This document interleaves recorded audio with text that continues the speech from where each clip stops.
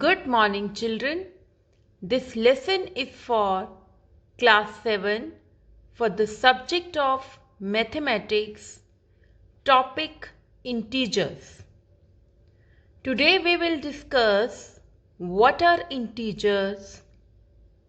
Before that, let us discuss what are natural numbers, whole numbers, and then integers. As you can see here, a number line I have drawn. In the middle, I have written 0. And in the left hand side, I have written 1, 2, 3, 4, 5, that is counting numbers with the negative sign. In the right hand side, I have written again the counting numbers with, you can say, positive sign. If we will not put here positive sign, it is very clear that they all are positive. Now, first of all, let us discuss what are natural numbers.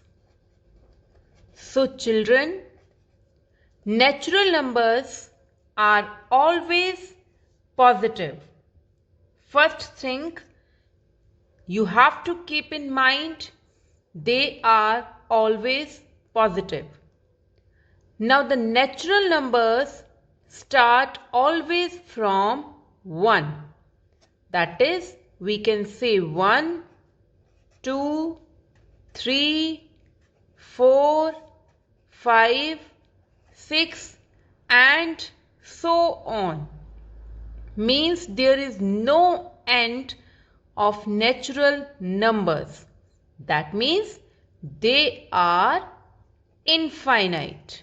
That is, we cannot count the natural numbers. Now, if we add 0 in the natural numbers, we get what? We get whole numbers. So, in the same way also, we can say that whole numbers are also infinite. That is, we cannot count the whole numbers. So if we add the negative numbers with the whole numbers, then we get what? We get integers. So we can say that integers are positive as well as they are negative. Also, we can say that integers are also infinite. So, these are negative integers and these are positive integers. Fine. And this 0, we call it neither positive nor negative integer. There is no largest integer and there is no smallest integer because there is no end here and there is no end here. We can represent every integer on the number line. For example, if I ask you to represent 3 on the number line, so we can easily say this is the integer. Clear? Also, one thing keep in mind, between the two integers there is no integers. It is very clear from the number line, that is between the two integers there is no integers. Two consecutive integers, you can say that. But if you say between 0 and -2, how many integers are there? Yes, there is only one integer, that is -1. But if we say about the two consecutive integers, then there is no integer between the two consecutive integers. Integers are always represented by capital Z or capital I. This thing you should know, that the integers are denoted by these two alphabets. Now let us discuss what is the absolute value of an integer. Absolute value of an integer is its numerical value regardless of its sign. In simple words, if we say, that is, first of all, the absolute value is represented by the two vertical lines. If we write any integer inside the two vertical lines, the answer always will come positive. If we take here negative integer, even then the answer will always come positive. So we can say that here the answer will be +2, and here, since the integer is negative, but whenever the value comes out from the absolute value, the answer always becomes positive. Clear? Now let us discuss an example. We have to write this set in the set builder form as well as in the tabular form. Children, you have already done what is set builder form and what is tabular form in previous class. So now we will write this set in the set builder form and then in the tabular form. Now the set is, we have to write the integers which are greater than -2 and less than 5. First of all, let us write in tabular form. Clear? Now this tabular form is also known as roster form or roster method. So in tabular form, 0, -1, -2, 1, 2, 3 and so on. Now we have to write the integers which are greater than -2. Greater means we will move towards right. Less than means we will move towards left. Now we have to write the integers which are greater than -2 and less than 5 means before 5. So what will be the integers? -1, 0, 1, 2, 3, 4 and not 5, because they are asking less than 5, not less than or equals to 5. So we cannot take 5. So these are the integers, and let us write it in the curly bracket. So this form is known as tabular form. Clear, children? In set builder form, we start with the curly bracket, then x, then such that. This is the symbol for such that.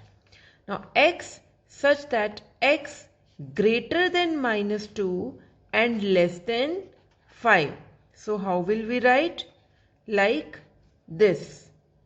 And since this is an integer, so we will also write x belongs to I or z. So this is your set builder form. In tabular form, we represent the elements in commas. But in set builder form, we represent like this. We always start with x such that according to the question. Now children, let us discuss addition and subtraction of integers using a number line. Suppose we have a number line.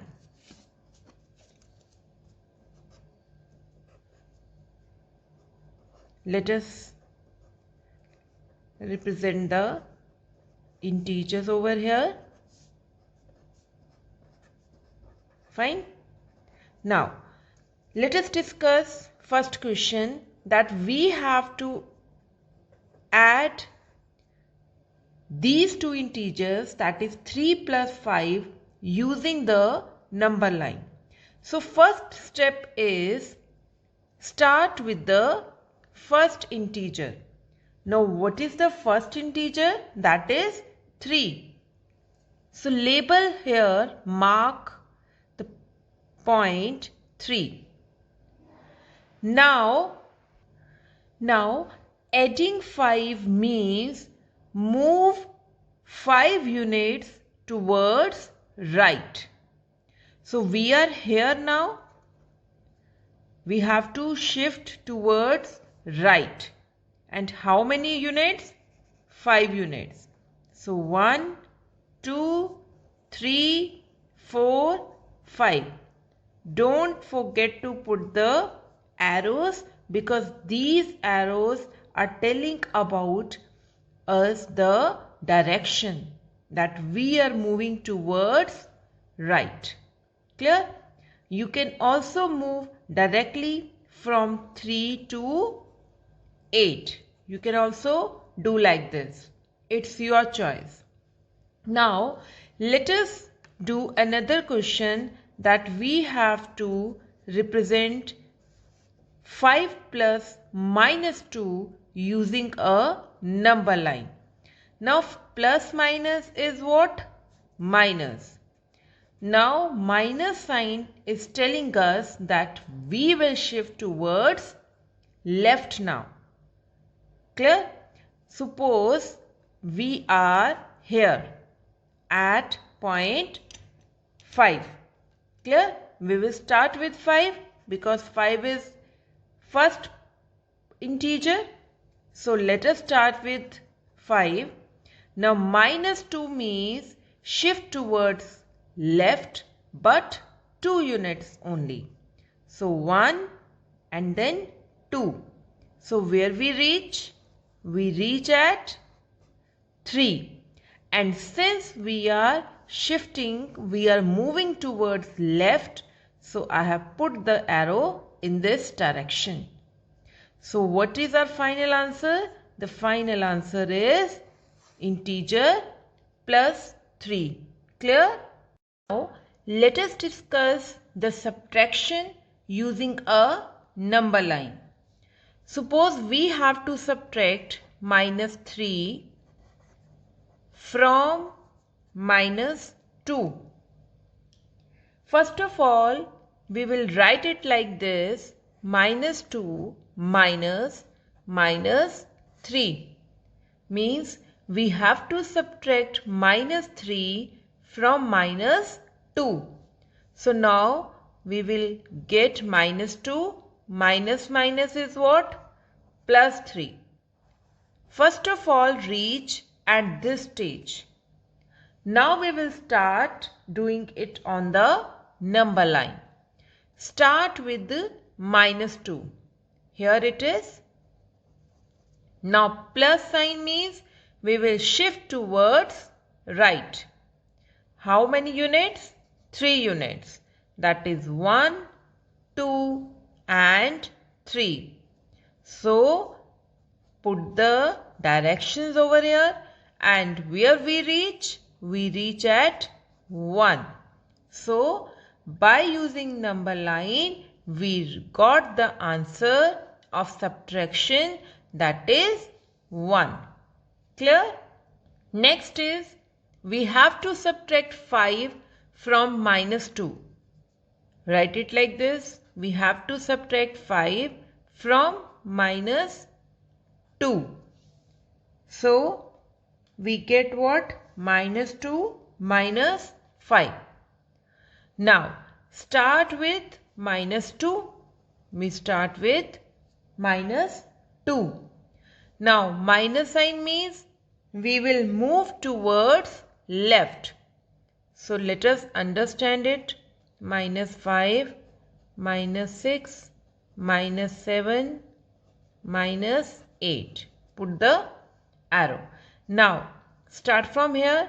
1, 2, 3, 4 and 5.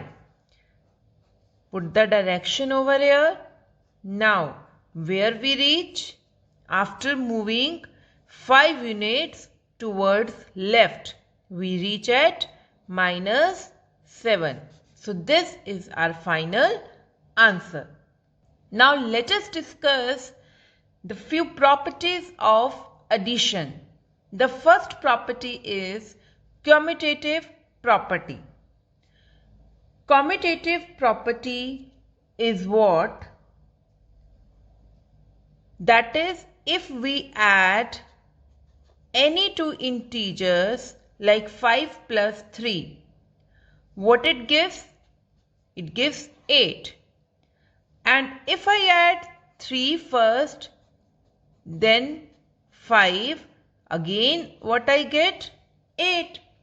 It means it doesn't matter if I write first integer as 5 or 3.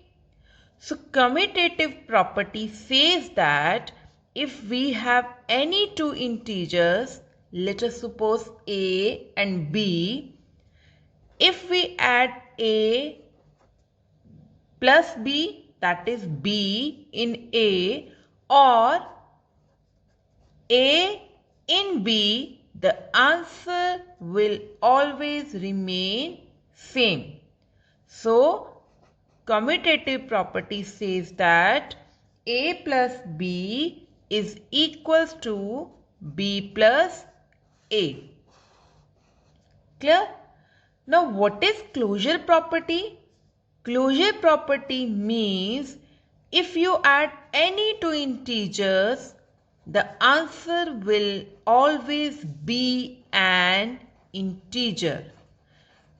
Closure property simply means that the answer should be an integer also.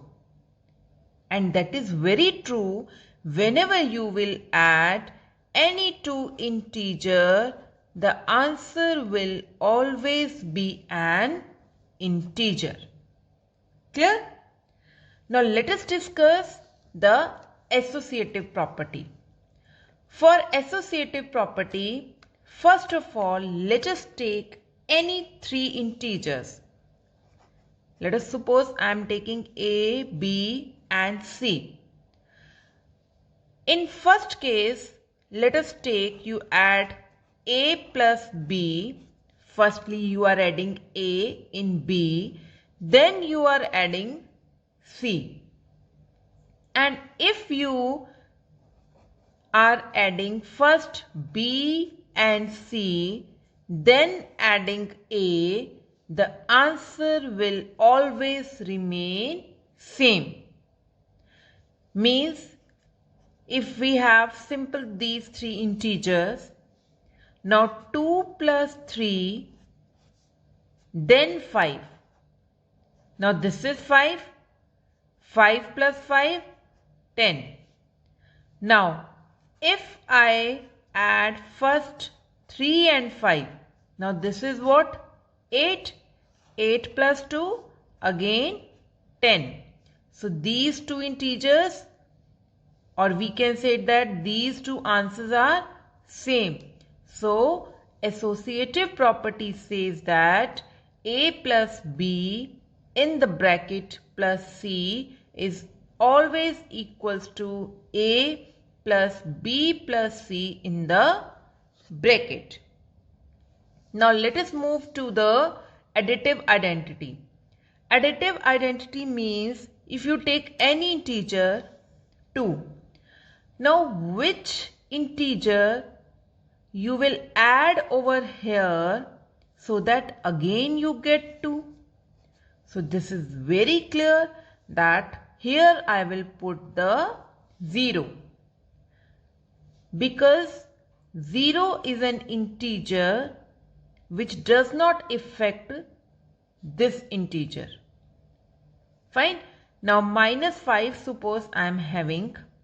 Now which integer I will add over here so that I get again minus 5? So answer will be 0 only. Clear?